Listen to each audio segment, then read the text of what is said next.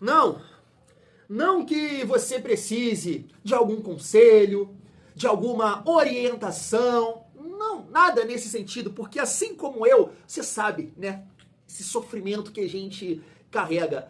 Olha, prepara o seu coração para quinta-feira contra o CSA, que também estava numa fase ruim, né, alguns jogos sem ganhar, mas ganhou agora, 2-1 do Botafogo da Paraíba. E assim, esse jogo de quinta tem todo um cenário, todo um momento especial, né, para acabar ainda mais com a nossa vida de torcedor do Vasco. Então, já fica atento.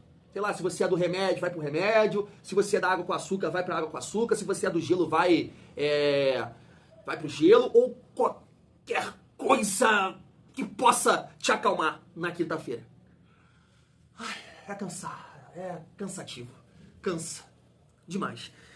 Mas a gente tem aqui, né, algumas coisas para falar, dentro de algumas respostas do Diniz na coletiva após a derrota para o Mirassol. E eu queria reagir aqui com vocês, um corte rápido do Rica Perrone, que fez uma análise após a derrota do Vasco, e ele cita o Diniz, a parte emocional, psicológico, Coutinho, Verratti, e assim, o entendimento em relação ao que o Diniz vem fazendo, que ele precisa mudar urgentemente. Não que isso seja fácil, tá? Com o banco que a gente tem. Não é essa mensagem que eu quero passar. Mas até pegando um gancho do que o Renato Gaúcho está fazendo lá no Flucê, e que partida horrorosa, tá? Eu vi gente falando que foi uma das piores partidas da história do Campeonato Brasileiro, Fluminense e Grêmio. Mas que seja, que ganhe. Eu não quero saber.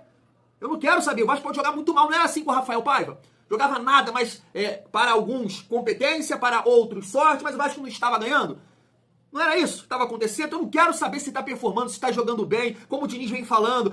Se fosse numa fase melhor, o Vasco ganharia hoje, ganharia do Del Valle, classificaria. Se gols fáceis de ser evitáveis. Não interessa! Não interessa! Você não pode repetir algumas coisas que não estão dando certo. São 22 jogos, o Vasco ganhou 3 partidas. Vai ficar batendo aqui, ó. Batendo aqui. Por que não propor algo novo? Não que esse algo novo vai fazer os resultados melhorarem, vai ter outros tipos de resultado, mas você precisa testar, meu Deus! Porque você não pode ficar insistindo numa coisa que não está dando certo, cara. Seja na escalação inicial, seja nas mudanças, alguma coisa você tem que fazer diferente. Gente, a gente viu contra o Internacional que a mudança de uma peça, bola bateu na trave e não entrou. Bateu na trave de novo e não entrou. Passou raspando. Tem coisas que a parte técnica, o estudo, a filosofia não explica. Não explica. Às vezes é só o momento, é a sorte, é o urucubaca que um cidadão carrega pra dentro de campo, Diniz. Por exemplo, o João Vitor ele não errou em nada ontem. A culpa foi do Fusato, do Lemos. Mas naquela jogada que o Lemos errou, você viu a bola bate no João Vitor? E não vem pra fora, pra ele ganhar e sair jogando, a bola bate nele, fica a feição pro cara tocar lá. Tem explicação um negócio desse? Não tem! Não tem, mas tá lá. É a sorte, é a aura, sei lá, áurea, como é que fala, sabe? E o cara fica com a mesma merda, pô. A mesma merda. Você tem que mudar alguma coisa nisso aí, cara. Segura um pouco algumas peças e, pelo amor de Deus, entenda o seu segundo tempo, Diniz. Pegue o que está acontecendo com o Vasco no segundo tempo, Diniz. Você não pode ficar insistindo nessa. O Vasco está morrendo no segundo tempo. O Vasco cansa no segundo tempo. Olha como é que você terminou o seu segundo tempo ontem, Diniz. Com Jair e Tietê de volantes, Diniz. Desculpa, cara. Eu vou me perdendo aqui e fujo do assunto família vascaína. Vamos seguir a nossa resenha. Que nem pra pedir alguma coisa hoje eu tô servindo, família. Vamos falar aqui rapidamente, né, dos jogos do Campeonato Brasileiro. Jogos de ontem, o Sport acabou empatando com o Bahia, Mirassol ganhou do Vasco por 3-2 e o Fluminense ganhou, né, do Grêmio por 1-0. Cara, certo, né, todos os rivais aqui do Rio, mas acabou que foi um resultado até, né, podendo escolher, essa é a melhor vitória do Fluminense. Porque se você olhar pro Grêmio, é um time que tem muito mais condições de cair do que o Fluminense. Eu sei que o Grêmio tá tentando aí, né, tá reforçando o elenco, contratou algumas peças, mas é um time muito ruim, muito ruim. O Grêmio é muito ruim. E assim, vendo o jogo ontem, eu consegui ver também, cara, como é que o Vasco não conseguiu ganhar do Grêmio, cara? Ora, é uma coisa espiritual que eu tô falando aqui, Diniz, é espiritual, cara. Se você ficar insistindo com algumas coisas, o Vasco tem um problema muito sério lá dentro, cara. Chama o Cabo Daciolo, pelo amor de Deus. Todos os líderes religiosos que são vascaínos pra fazer uma corrente de fé lá, pelo amor de Deus, cara. Quem assistiu o jogo de ontem do Fluminense, Fluminense não fez a metade do que o Vasco fez com o Grêmio em São Januário, cara. Mas vai lá e ganha por 1-0, cara. Vai lá e ganha por 1-0, mano. Sabe, é uma coisa assim assustadora que tá acontecendo com o Vasco. Então, assim, a derrota do Grêmio acho que foi até melhor, sabe? Até melhor, pensando ali na classificação. Hoje tem Botafogo e Cruzeiro, né? Uma história totalmente diferente da que o Vasco tá participando. Ceará e Flamengo, né? O Ceará perdendo é melhor pra gente. Galo e RB Bragantino também. O Galo tá ali, né? Com 20 pontos. Mas também é um time que, sinceramente, dificilmente vai brigar pra não cair. Do jeito que tá a nossa sorte, o Vitória vai acabar, olha só o que eu tô falando, o Vitória vai acabar ganhando aqui do Palmeiras e vai abrir pontos do Vasco, né? Hoje tá com 17, 2 pontos, ganhando hoje uma tragédia, né? Apesar do Vitória ter jogos a mais aqui que o Vasco. Depois tem Internacional contra São Paulo. Eu esqueci aqui de printar Corinthians e Fortaleza, né? Provavelmente o Fortaleza o Corinthians jogando com time reserva, então o Fortaleza tem grande chance de ganhar.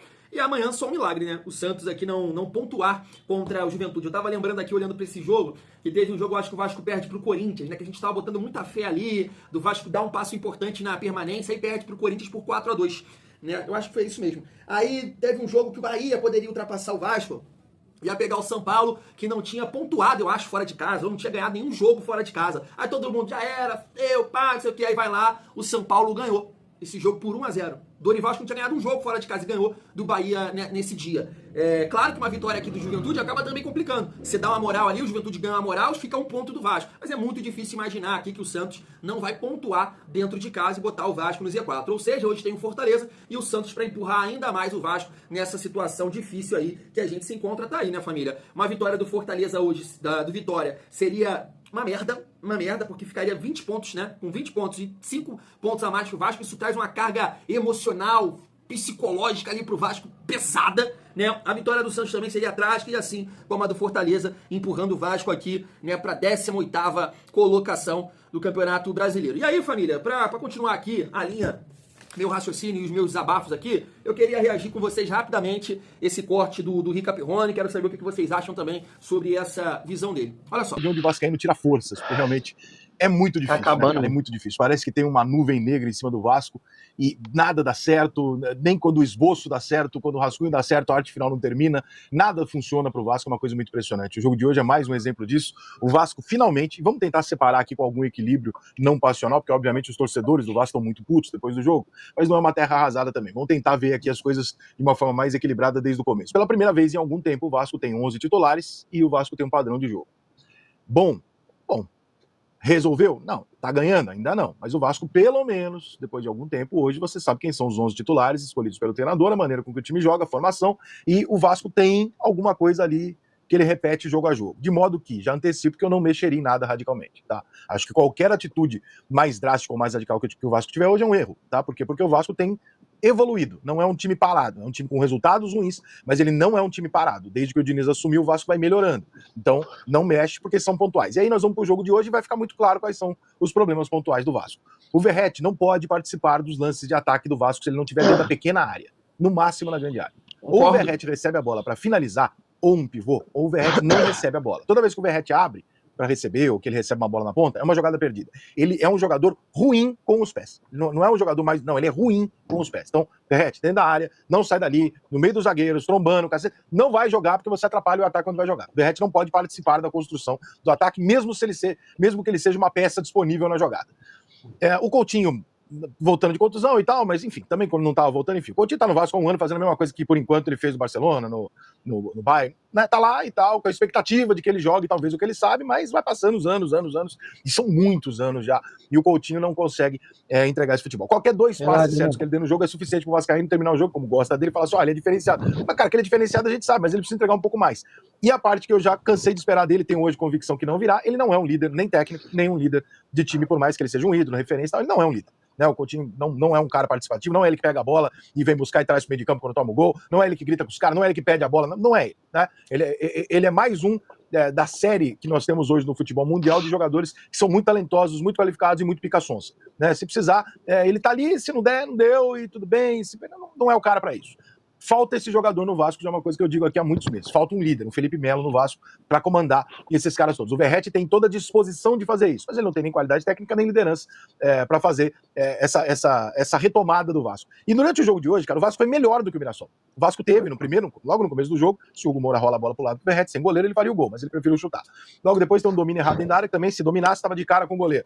E aí vai passando o tempo e tal, o Mirassol esperando o Vasco errar. Tudo bem, hoje em dia você sabe que o Vasco vai errar, mas o Vasco teve a oportunidade de ganhar o jogo hoje.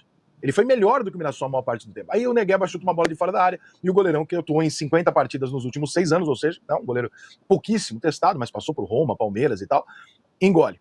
E aí ele toma 1-0, o que acontece com o Vasco? Bum! Aí vem o lado mental, que é outro problema crônico do Vasco. O Vasco não pega a bola no gol e vem pro meio, vamos empatar. O Vasco afunda. Por que ele afunda? Porque o cenário é uma tragédia, irmão. Tudo dá errado, há muito tempo que não ganha. Tudo isso contribui. Aí o Vasco afunda. É difícil discordar de alguma coisa aí do Rica.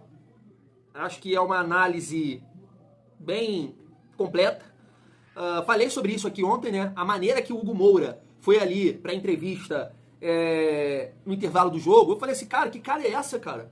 Não é possível, eu não sei se ele tava doente, resfriado, abatido, não sei o que aconteceu, mas uma cara, sabe, derrotada, mano. Uma coisa cansada. O outro cara deu entrevista, o capitão deles ali, sabe, querendo, vamos, e o cara com a cara derrotada, mano.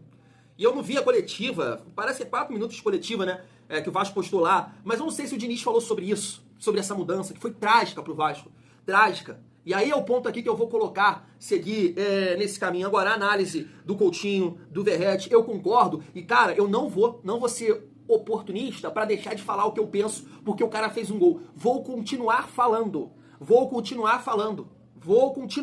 3 vezes.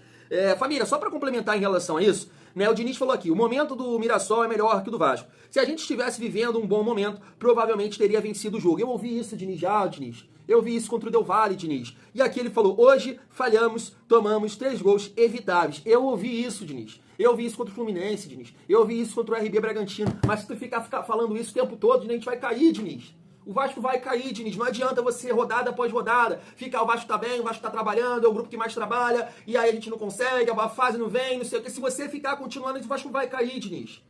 O Vasco vai cair, irmão.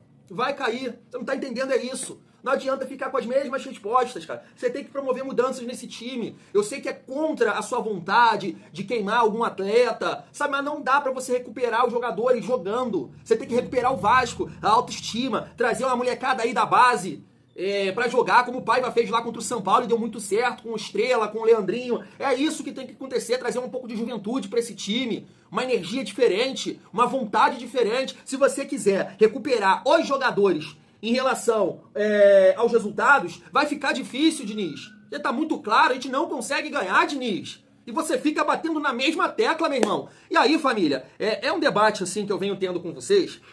É a minha leitura de jogo, tá? Vocês podem, assim, discordar totalmente dela. A defesa do Vasco é limitada? É fraca. Se você olhar a linha de 4 do Vasco, defensivamente falando, vive um momento terrível, né? Piton, Freitas ou Lemos, João Vitor, e o PH é o que se sai melhor, mas também, às vezes, dá uns fubazinhos também. Então, é uma linha de 4 terrível. Terrível, nem isso que eu vou falar. Agora, pelo amor de Deus, poxa, a gente olha o futebol hoje de uma maneira geral e a gente vê todo mundo participando da fase defensiva. Porque se não participar, vai sofrer lá atrás. E é isso que acontece com o Vasco. A partir do momento que o Diniz tira o seu melhor marcador do meio campo, de repente por um conceito que o Hugo Moura não estava conseguindo dar uma dinâmica, não estava conseguindo sair jogando, então eu vou qualificar lá o passe lá atrás com o Thiago Mendes, mas você perde na marcação. E aí, como você não analisa no futebol moderno de hoje, que todo mundo pega, que todo mundo corre, a gente vê isso em GPS, né? Tem isso aí, os caras estudando, todo mundo participa da fase sem bola. Quando um time tá sem bola, todo mundo tem que correr, todo mundo tem que ajudar. O futebol hoje é assim.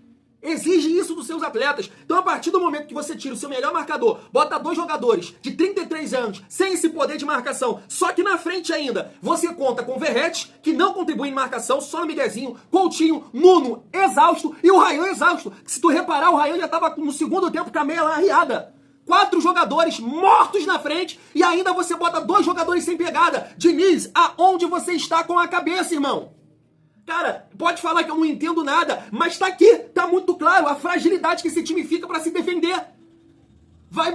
Aí se você focar somente na defesa, cara, não é assim, a nossa defesa é horrível, mas esse time marca muito mal. Se você já viu os comentários que eu vi falando, o Vasco dá muita facilidade para um adversário cruzar, o Vasco dá muita facilidade pros adversários arrancarem com a bola. Foi assim no primeiro gol. Quem tava pegando o Negueba na entrada da nossa área? Olha a liberdade que o cara teve pra chutar. Sabe por quê? Porque o Negueba tava aqui e os meus dois volantes aqui, ó. Aqui, tentando correr atrás dele.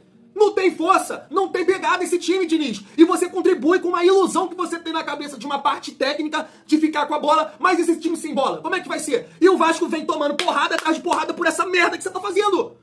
Você tem que tentar achar o equilíbrio nisso. Família, e aí vem uma outra teoria minha, tá? Eu nem vou direcionar isso aqui pro Verratti ontem, porque concordo com o Rica, não é um cara que participa do jogo. E pro estilo do Diniz, isso prejudica muito, muito, porque eu já falei isso aqui, se você reparar, o Vasco tá atenta, não tem esse jogador, um jogador a mais pra somar aqui ou somar ali, porque o Verratti não sabe fazer isso. Ele não sabe fazer isso. Então, pra você acionar o Verratti, é sempre em cruzamentos. Cruzamentos. Na maioria das vezes, os caras cortam, puxam contra-ataque, né? Então, isso não tá ajustado. Porque o teu 9, se você reparar os bons momentos do Diniz na carreira dele, se eu não me engano, no São Paulo, ele jogava com o Luciano e com o Brenner, né? Dois jogadores que tem mais um recurso. E o Cano pode falar o que quiser, mas ele é mais jogador que o Verratti. Jogador de futebol. Não tô falando de marcar os gols. Jogador de futebol, um toque, um lançamento. O Cano é mais jogador que o Verratti.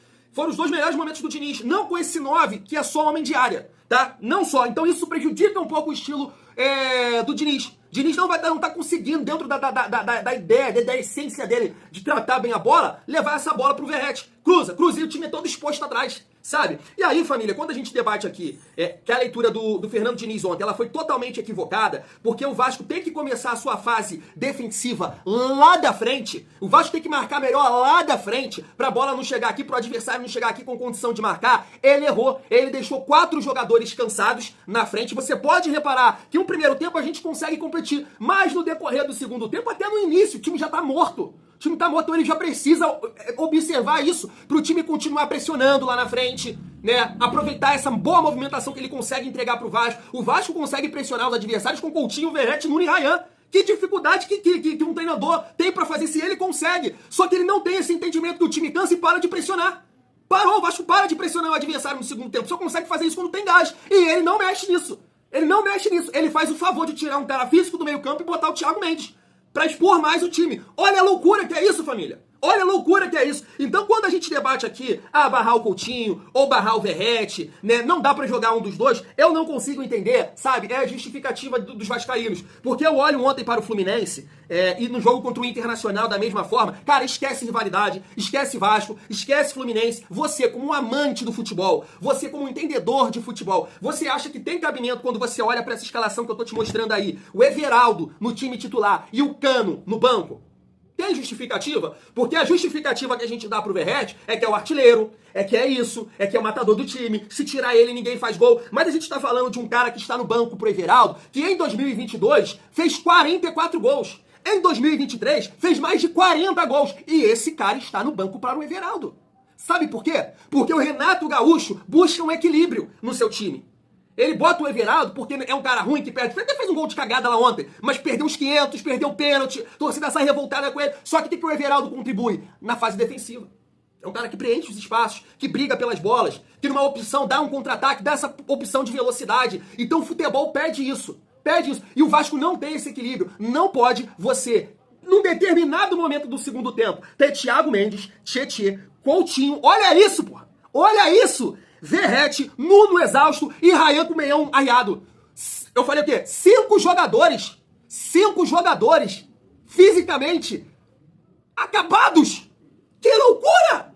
Isso é uma loucura! Como é que o meu treinador não consegue enxergar isso? Família, desculpa.